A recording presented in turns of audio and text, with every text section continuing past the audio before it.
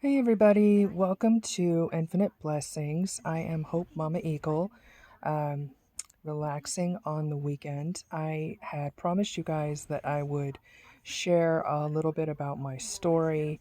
Um, was praying for a sign that it was the right time and found White Feather, which is my grandma White Feather, and also hearing the song Cinnamon Girl, which makes me think of Mama Cinnamon in Nolens, and had to get a boost from Spiritual Sag before I got on here. So, she was really talking about going through things where, people tried to close every door they could, and, you thinking there was something wrong with you, and in essence, it was just making you stronger to be able to move forward. So, you know, when I talk about Grandma Whitefeather, Grandma Whitefeather was one of the last generations that grew up in a dirt floor teepee Rosebud Reservation, South Dakota.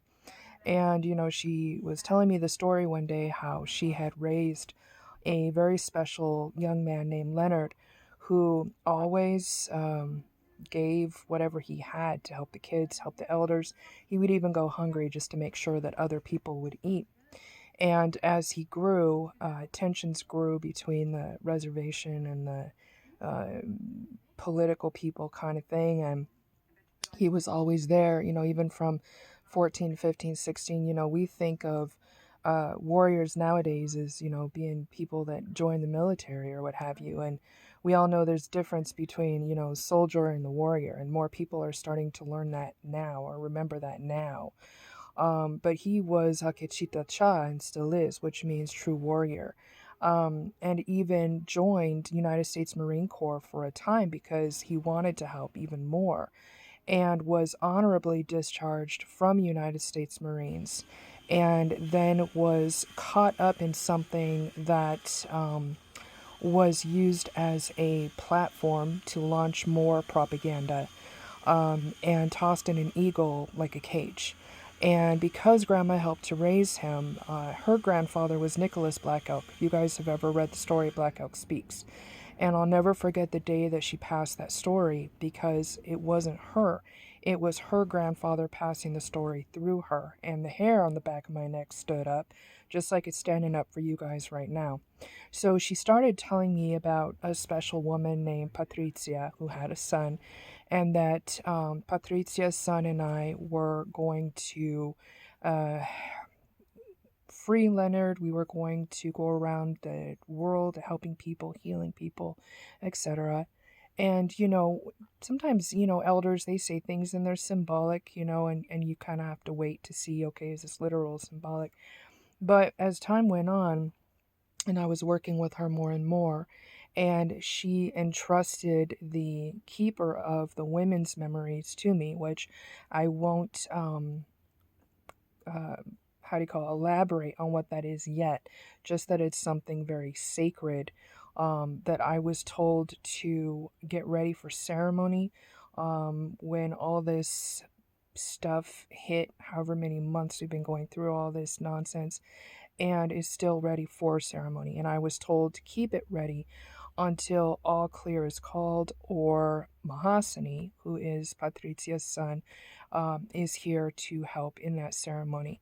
So, I watched, over the years, everything that Grandma was saying come to pass, no matter how many people tried to stand in the way.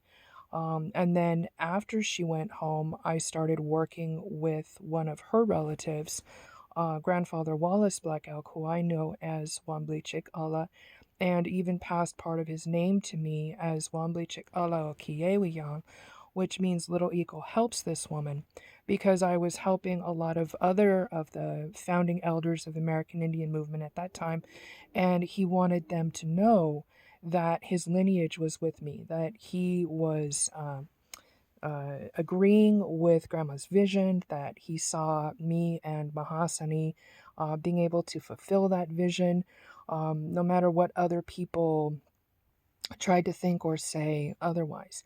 And so he trained me in addition to be a medicine dreamer, which means that if I'm not able to physically be with someone and help them, I can at least travel to them in my dreams. And I have traveled to our brother, many times. and, learned things and helped with things that I couldn't have known unless, it was a sacred matter, unless sacred helpers and energies were involved. And, was working with Chief Grass and a lot of other honorable elders. There have been a lot of elders that grandma didn't trust, who she told me not to trust no matter what, that other people tried to force me to trust, who proved themselves untrustworthy by um, hurting sacred animals, by trying to terrorize the women, etc., even trying to send goons after me. And because of who I was, because of who I am, because of who I'm becoming, because of what grandma told me to tell them, they basically turned white as a ghost, tucked their tail between their legs, and ran all the way back wherever. So, elders that know the real me know that I don't speak something unless I feel it in my heart, that things don't come from me, they just come through me. When I had people like Floyd Westerman or Fern Eastman Matthias or Grandpa's head of security, Scotty, contacting me for advice or prayers or what have you, they knew it wasn't coming from me. They knew it was coming through me. And as I watched these things come to pass in amazing ways, Creator was guiding me from one place to the next to get another piece of the puzzle, meet another elder, grow, etc. You know, I was even able to help free a younger Marine a couple years ago with the help of Mahasani. And I'll go into more details in my memoir, but to tell you guys how powerful this memoir is that I'm being guided to write and release. One of the most powerful Hermetic elders on the East Coast asked me to read it. And when it was en route there, somebody tried to intercede, some kind of unholy opposition, ended up wrapped around a tree. So when things are sacred, and I tell you guys that the sacred protects the sacred, it protects the sacred. And some people that are trapped in the 3D, they have a really hard time understanding, well, how can this woman be carrying sacred medicine? How can she be working with these elders? How can she be entrusted with this, that, and the other, and still feeling entrenched where she's at? And, when I pray about that, what I hear is when you've done all that you can do, honoring the sacred, it's time for the people that respect the sacred to come to you. Meaning, letting it come to you, letting your blessings come to you, letting the miracles come to you, And as someone that was told that I couldn't have kids, and then here comes my miracle daughter who was born with heart issues that were healed through the power of prayer, as someone who squared off with a diablero down south and lived to tell about it, as someone who was contacted by elders in Nolans to take care of stuff out there that they didn't know how to handle. You know, again, it's not me, it's prayers coming through me, it's humbling yourself, allowing the sacred to help through you for the good of Mother Earth and all her children. That's why we're all here. But people that understand that energy know that when you don't limit the sacred doesn't limit you. So I was actually working at a place not long ago where some so-called elder came in there and had heard a bunch of hogwash that other so-called elders had told him and was laughing in my face. So on one hand, he was claiming to respect grandma, and on the other hand, laughing in my face, saying, well, us men couldn't free that brother, so there's no way you're going to be able to do it. And I just told him, I said, I'm just going to keep following the visions and letting them do what they do. And if you're going to be there to celebrate, you're going to be there. And if not, you're not. And I don't openly talk about my story a lot because there's been so many sacred things that have happened that most people don't have a point of reference for. But I look across from me every day, I see a miracle sitting there. I think of how many miracles happened for me to connect with Mahasani, and more miracles happening every day. I was asked to write for Chicken Soup for the Soul back in the day. I was a heartbeat away from being on the Queen Latifah show and meeting with Oprah. And, one of my buddies who was a VIP in the echelons of DC wanted to take the rough draft of my memoir to the person who was president at the time. So I just feel blessed to be on this path. I feel blessed to connect with all these amazing people that I'm connecting with. Those that see the truth in my eyes know that I'm telling the truth, and they know that it's not coming from me, it's coming through me for the good of all. I pray with all this hoji poji going on right now. I know the elders are not showing me this ranch up north where we're going to be able to neutralize adverse whatever because it's a pipe dream. It's because it's actually coming to pass. People who care enough to help me get a hold of Grandpa's old head of security named Scotty in Los Angeles will care enough to do that beyond any of the misogynistic yo-yos that are trying to stop them. People that care enough to help us to that ranch so that we can help for the good of all, including them, are going to step up to do that. People that know Leonard's true story and they know that once a Marine, always a Marine means that he should have been, how do you call it, clemency, it from the beginning, that sort of thing. People that don't even know the story and I start telling them and they start crying, everything is coming together, and it's not coming together to expose anybody, and it's not coming together to step on anybody's toes. I talk about my buddy George a lot, who is one of the highest ranking Hermetic elders in the United States. It doesn't matter who people are. Anybody that knows anything about that knows that just because he's in spirit doesn't mean he's any less powerful. And that's part of the reason why protection is protection. The sacred protects the sacred, and the wise people who understand that kind of energy step forward and they help, and I love Spiritual Sag because I was just watching her platform. And, sometimes you can't help but feel like, okay, I'm being forgotten, forsaken. Grandma was related to who and entrusted me with this, and so entrusted me with this. And why the heck is it not coming together? And is there something wrong with me? I had the worst of the worst trying to use my divine masculine to sit on me so that I couldn't get to him and let them know they were trying to destroy him. It's just been a journey.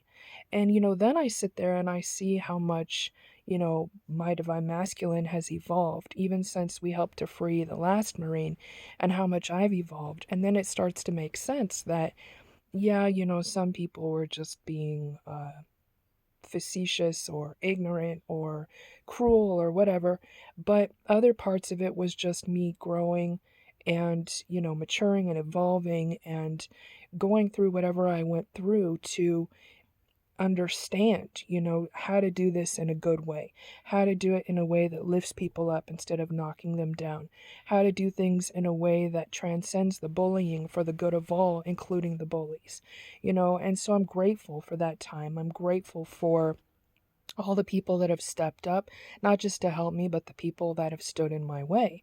And now things are shifting to where, I'm no longer tolerating what I can't accept. I'm changing what I can't tolerate. And I'm grateful for everybody who's stepping up to help. I'm grateful for all the people that inspired me to do this channel. I'm grateful for all the elders that have stood by my side for the past 25 years, that are going to be by my side when we get this ranch, that are going to be by my side when we free this man who was honorably discharged from the United States Marine Corps, because even the Marines couldn't find anything dishonorable to hold him on.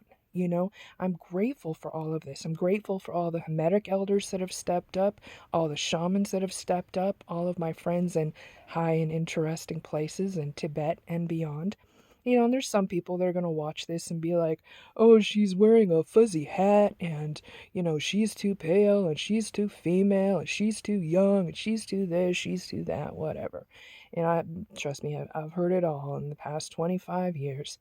But, I'm also grateful for the people that stood in my way, because they forced me to become more resourceful, stronger, more compassionate, anything you can imagine than I would have even been able to imagine.